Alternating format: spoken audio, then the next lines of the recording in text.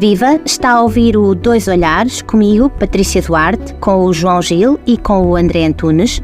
Os estereótipos na comunicação social é o tema que hoje nos junta aqui, nos estúdios da 94 FM. O código deontológico do jornalista é muito claro. O jornalista deve rejeitar o tratamento discriminatório das pessoas em função da ascendência, cor, etnia, língua, território de origem, religião e outros fatores. E, no entanto, as queixas de discriminação são muitas.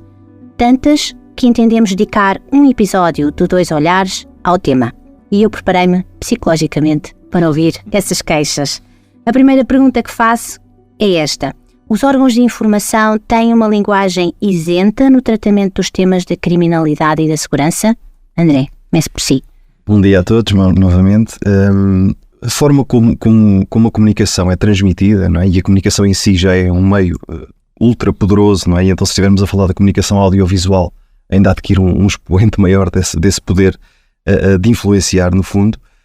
E é isso que está em causa, ou seja, hoje em dia fala-se muito dos influencers, não é? Os online, nas diversas plataformas, mas todos nós somos influencers ao nosso nível. E os órgãos de comunicação social, por maioria de razão, no meu entender, têm esta capacidade de influenciar muito maior do que qualquer outro meio na nossa sociedade. E então, quando falamos de questões como criminalidade e segurança, estamos mesmo a caminhar sobre telhados de vidro, não é? Portanto, estamos a lidar com matérias muito sensíveis que influem diretamente naquilo que é o sentimento de segurança das pessoas se não houver absoluta isenção e rigor naquilo que é fazer notícias sobre estas matérias, estamos a boicotar, não é? A percepção das pessoas e criamos medos e estamos sujeitos a ir minando aquilo que é a saúde social do ponto de vista de ninguém confiar em ninguém. Se a comunicação é isenta, eu acho que às vezes não é. Pois era aí que eu queria chegar. Na sua opinião... Acho que tem vindo a ser feito um trabalho bom, bastante bom, nesta medida, mas ainda há caminho a percorrer e nós vemos e casos em que nós depois temos um conhecimento mais interno do que aconteceu, percebemos que às vezes aquilo que é noticiado não é totalmente imparcial. E porquê que acha que isso acontece? Porque o jornalista não faz o seu trabalho como deve ser, de ouvir todas as partes? O que é que isto falha? Sim. Eu tenho uma opinião. Eu acho que eu comparo muitas vezes a atividade de jornalismo e de dar notícias, de informar, à atividade da investigação criminal, que é o que eu faço no meu dia-a-dia. Portanto, o que é que se procura? Procura-se responder àquelas questões base, não é? Quem, quando, onde, como, porquê. Precisamente. Portanto, ao tentar responder a essas perguntas, e a atividade de investigação criminal é isto, portanto, é a tentativa de resposta a isto. Vejamos, para um facto que aconteceu hoje, eu posso ter uma investigação que demora meses ou até anos, não é? Até conseguir chegar depois a um determinado momento em que consiga, de alguma forma, plasmar no processo, porque é aí que trabalhamos, é dentro do processo, aquilo que aconteceu, ou seja, aquilo que nós chamamos no processo a verdade material, não é? Não quer dizer que seja exatamente o que aconteceu, mas é aquilo que se consegue factualmente provar. E o jornalismo tem que ser igual. Procura responder às mesmas perguntas. Como é que, no próprio dia em que as coisas acontecem, muitas vezes já se está a dar como garantido que as coisas foram daquela forma e praticadas daquela maneira por aquelas pessoas? Quer dizer, não pode ser, ou bem que está mesmo clarividente e não há dúvidas nenhumas, e aí a investigação também será ultra célere, ou então, de alguma forma, estamos a para fazer esse trabalho. Exatamente. João, daquilo que é a sua experiência, entende que os órgãos de informação são isentos, ou seja, têm capacidade e têm conseguido mostrar os lados todos da realidade? Eu acho que não. Os órgãos sociais nunca são isentos em qualquer tipo de imagens ou de eles. Por exemplo, há uma situação que há o bem, a pessoa que fez o bem ou a pessoa que fez o mal. E não há quem fez o bem e quem fez o mal. Se foi duas pessoas que se envolveram num problema. Vamos dar aqui um exemplo. E eu só ouvi numa parte. Vamos dar um exemplo que eu só ouvi numa parte, a outra parte já está a ser crucificada. Não teve tempo de explicar, não teve tempo de mostrar o que é que aconteceu. Não é a realidade certa. Só ouvem a parte de uma pessoa. Tanto que eu acompanho bem as notícias. Por vezes os idosos, quando são assaltados, muitas vezes eles estão assustados, eles contam a sua versão e automaticamente eles mostram na casa como foi o assalto, como foi tudo, e mostram vulneráveis a tudo e mostram onde eles vivem, onde não vivem, e derivado é essas mesmas notícias que querem passar e nunca são isentos. E depois as pessoas vêm-se a arrepender de ter dado aquela notícia, que são pessoas muitas vezes de uma idade superior e que já não há nada a fazer, que já se exporam a sua imagem, que já não conseguem fazer nada, e o melhor caso como eu, era impossível. Num estabelecimento comercial onde houve 8 câmaras, não tem nada a ver com as pessoas do café nem com o tribunal, mas as pessoas dos órgãos sociais só passaram 3 imagens e só uma parte da história. Nunca quiseram ouvir a nossa parte, não tivemos a oportunidade de nos explicar e fomos crucificados em praça pública, como se pode ver em todos os jornais e em todo lado. Nunca houve uma tentativa de contacto por parte dos jornalistas a nenhum de vós? Nunca. Falou também de uma outra questão, que é quando a comunicação social expõe a vulnerabilidade de algumas faixas da população. Estava a falar, por exemplo, dos idosos, mas podemos ir também ao caso dos menores. Como é que acha que isso pode ser corrigido? Ou seja, não se dão pura e simplesmente essas notícias? Essas notícias, eu acho que tudo o que é notícias deve serem dadas, mas na linguagem certa e da forma certa. Eles dão para vender o que é que vende mais. Eles olham só ao vender e não olham a meios. Tanto que expõem a imagem das pessoas, não tapam na cara das pessoas, por muitas vezes pessoas que nem deram autorização para as suas imagens serem expostas e são expostas. Eles estão lá para vender. Mas a comunicação social não pode acabar, é uma coisa boa, estamos num longo caminho, mas que devem ser mais célebres, perguntarem se podem mostrar a imagem e tentarem compreender sempre os dois lados da história e não só um. Eu acho que isso deve ser. Mas já se vê. Também não são todos iguais, não é? Os órgãos de informação têm a sua linha editorial e uns seguem por um caminho e outros seguem por outro. Claro. André, a própria PSP tem muito cuidado, por vezes se calhar até, eu diria, demasiado, na informação que passa através dos seus comunicados. Alguns são tão cuidadosos que quase não se percebe o que ali está, diria eu. Diga-me, como é que vocês trabalham essa área da comunicação? Que preocupações é que têm? Ok, eu não faço parte, portanto não estou nos serviços de relações públicas da polícia. No entanto, aquilo que é o meu saber sobre esta área permite-me dizer o seguinte: nós instituição, portanto, assim que tendemos a dar notícia de alguma coisa, fazemos-lo pelos canais próprios e técnicos que já existem criados sobre isso, e aqui fundamentalmente os critérios têm que ser 2 ou 3, no sentido de aquilo que é dito ser simples, claro e conciso. Não podemos estar a fazer comunicados excessivamente densos ou desenvolvidos ou longos, quando não é isso que se pretende. Não está ali, um comunicado tem que ser uma coisa simples e rápida à percepção. No entanto, sim, temos que acautelar aqui uma série de coisas no sentido de proteger desde logo a identidade das pessoas, dos visados, pormenores que eventualmente possam levar a associação a este ou aquele sujeito, daquilo que se comunica, e depois há aqui um cuidado que tem que existir no sentido de há que noticiar, mas sem alarmar. Portanto, muitas vezes as nossas notícias são questões sensíveis, são questões que podem, de alguma forma, criar algum alarmismo, não é? Algum susto na população, ou medo, ou inquietação, porque quando nós noticiamos foi detido alguém por este motivo, foi fiscalizado esta situação e deu resultado a isto, as pessoas começam a pensar bolas. Então, mas afinal, a polícia, quando dá notícias, há sempre coisas que estão mal, há sempre coisas que estão a perigar o nosso dia-a-dia na sociedade. Muitas vezes isso também é fruto da proatividade, ou seja, quanto mais se fiscaliza, obviamente mais se vai encontrar, não é? Quem não procura não acha, e é mesmo assim que acontece.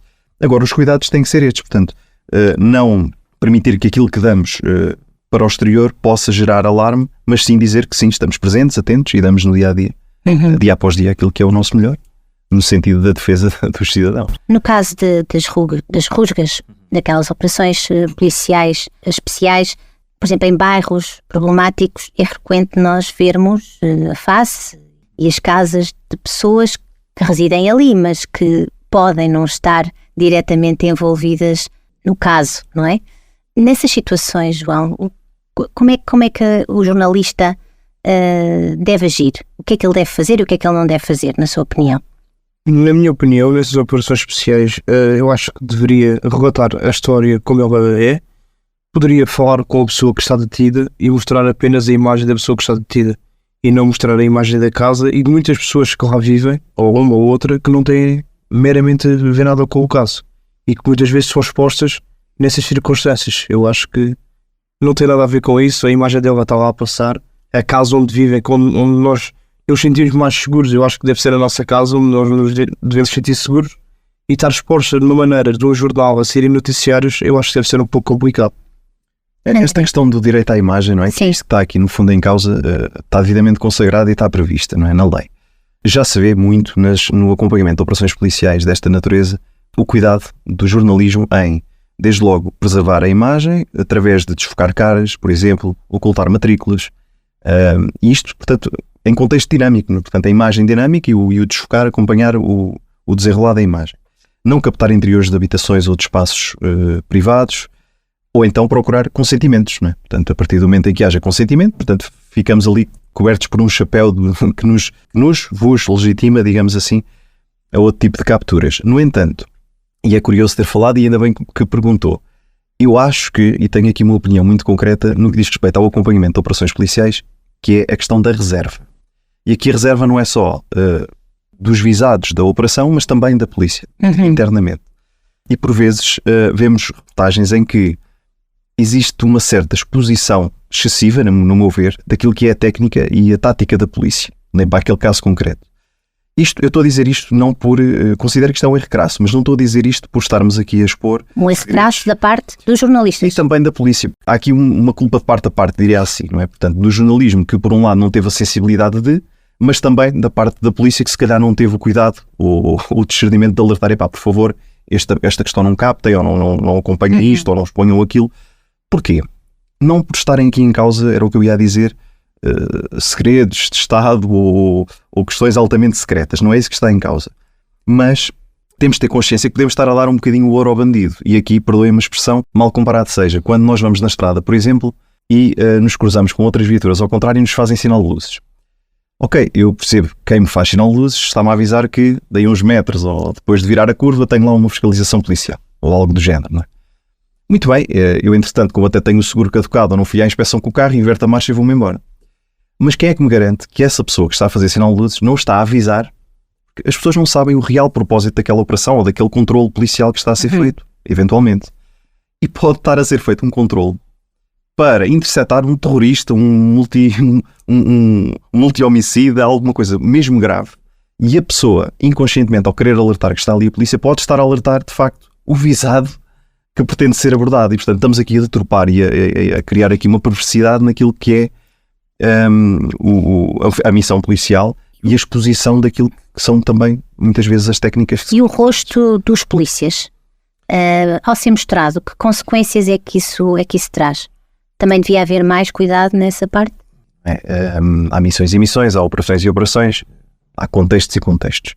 Mas sim, em alguns casos sim, e aliás, conheço situações reais e concretas em que, efetivamente, esse tipo de exposição levou a consequências muito graves, inclusive é um colega meu, que também está na investigação noutro ponto do país, que teve repercussões graves ao nível da sua vida pessoal, perseguições, portanto, carro incendiado. Houve aqui uma série de represálias gravíssimas que, no fundo, estão associadas a essa exposição e, portanto, tem que existir alguma reserva naquilo que se expõe e na forma como se expõe, não é? João, um dos aspectos que as pessoas da etnia cigana frequentemente se queixam é de que só são notícia por más razões. O que poderia ser feito para mostrar o lado positivo dessa comunidade, que também existe, obviamente? Claro que sim. Nós, como a doutora Sra. Patrícia disse, nós somos alvo por muitas vezes, quase a maioria das vezes, só por más notícias. E onde também temos muitas boas notícias que não são expostas ainda. Não são expostas e não têm abertura a querer saber como o nosso dia-a-dia, qual é as nossas tradições, o que é que nós fazemos, o que é que nós não fazemos. Como eu já disse, estou a dizer, há pessoas que têm cigana boas, há pessoas que têm cigana más, como há em todo lado e em todas as populações e todas as etnias e raças.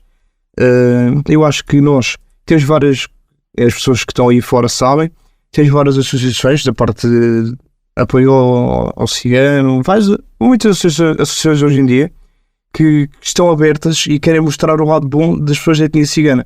Tanto as miúdas, o dançarem das miúdas, que crescem com elas, o dançarem dos miúdos, o cantarem, o terem um estilo para a música espetacular, e muitas vezes eles querem mostrar isso. E não há abertura, nem ninguém que queira ter conhecimento ainda para isso. Também tem que haver uma abertura da nossa parte, das pessoas da etnia cigana, não é? A mostrar, a expor-nos as nossas tradições, a expor a nossa casa, a expor a nossa imagem.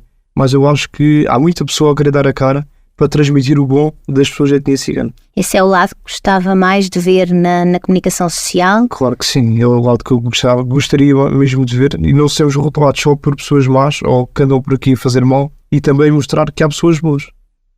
André?